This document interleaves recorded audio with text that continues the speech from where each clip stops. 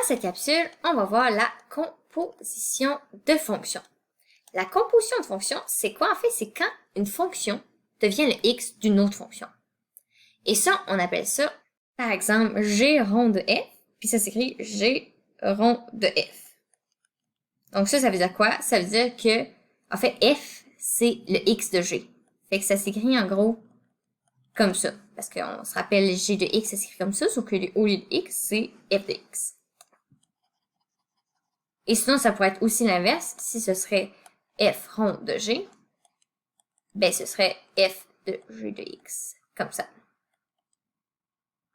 Une autre manière de le lire, ça, mettons celle-là, ça serait, on a dit que c'était g rond de f, mais ça peut être aussi f suivi de g. On dit, mettons, quand on dit f suivi de g, on commence par f, parce que dans le fond, on commence par quoi? Par le x, puis après ça, le y. Donc, f suivi de g, ou g rond de f. Puis dans ce cas-ci, c'est f rond de g, ou g suivi de f. Et là, j'ai marqué les deux, mais vous pourrez remarquer que g rond de f donne pas la même chose que f rond de g. Ça, c'est super important de le comprendre. Ça, c'est pas égal à ça. C'est complètement différent. Donc, il faut savoir que la composition de fonctions, c'est pas commutatif. Et pour ça, je vais vous montrer en faisant un exemple. Donc, la première fonction que je vais prendre f de x est égal à, 12 sur 5x plus 3. Puis la prochaine, g de x, je vais utiliser une fonction linéaire, donc 7x moins 4. Donc, dans le premier cas, je vais faire f rond de g. Qu'est-ce que ça donne? Ben là, dans le fond, c'est que mon x ici, il va devenir g de x.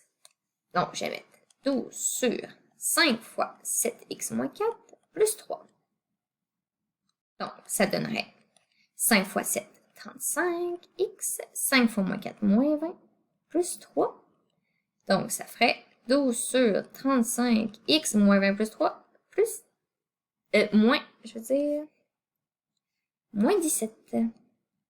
Et voilà, donc ça, c'est ce que ça donne f rond de g. Puis là, maintenant, je vais faire g rond de f, puis vous allez voir, ça donne pas toute la même affaire. G rond de f, je vais remettre g. G, c'était 7x moins 4, puis f 12 sur 5x plus 3. Donc là, cette fois-ci, je vais remplacer ce x-là par f de x pour faire g rond de f. Donc, ça va faire 7 fois ça ici, moins 4.